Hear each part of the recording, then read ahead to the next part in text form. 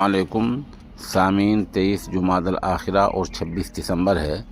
خبر کا عنوان ہے بشار الاسد کے حامیوں کے حملے میں 14 سیکورٹی اہلکار ہلاک۔ شام کے مختلف شہروں میں کرفیو، جھڑپوں کی اطلاعات آ رہی ہیں۔ شام میں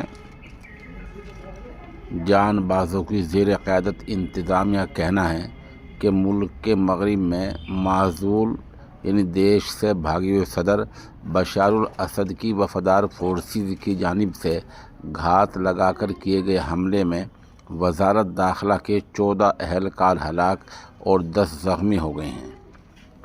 ان کا کہنا تھا کہ یہ لڑائی منگل کے دن پرسوں بحیرہ روم کی بندرگاہ طرطوس کے قریب ہوئی ہے۔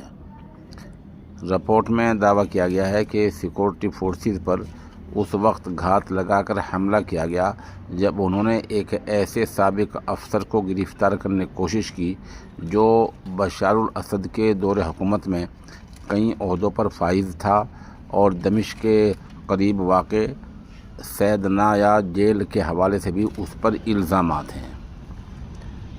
ذہن نشین ہے، شام میں 2 ہفتے پہلے ہی مجاہدین حیات التحریر الشام نے اسد حکومت کا تختہ الٹ دیا تھا اور حکومت کی باغ ڈور تب سے انہی کے ہاتھ میں ہے۔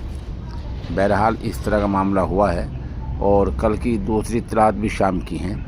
شام کے مختلف علاقوں میں گزشتہ روز کرسمس کی تقریبات منانے کے بعد مظاہروں، جھڑپوں اور ہلاکتوں کی بھی اطلاعات ہیں۔ انتظامیہ نے مظاہرہ پھوٹنے کے بعد حمص، بنیاس اور جبلہ میں کرفیو نافذ کیا ہے۔ اجتماع کے بعد شام کے مختلف علاقوں میں مشتعل مظاہرے ہوئے ہیں، جس کی وجہ سے ایک وائرل ویڈیو کلپ بنا جس میں حلب میں علوی فرقے سے تعلق رکھنے والے مذہبی عبادت گاہ پر حملہ دکھایا گیا تھا۔ بہرحال اس طرح کہنا ہے، اور اب اس کا مطلب یہ ہے کہ ابھی تک جو بشار الاسد کے حامی ہیں ابھی تک وہ پوری طرح کنٹرول میں نہیں ہیں اور کئی سر اٹھا رہے ہیں۔ ادھر جانبازوں کی وزارت داخلہ نے اعلان کیا ہے کہ ان لوگوں نے جہاں حملہ کیا ہے، جہاں 14 سیکورٹی اہلکار مارے گئے ہیں، وہاں مزید کمک بھیج دی گئی ہے تاکہ ان کو سبق سکھایا جا سکے، ان کی سرکوبی کی جا سکے اور اس افسر کو گرفتار کیا جا سکے جس نے بشار الاسد کے دور حکومت میں ظلم کیے تھے۔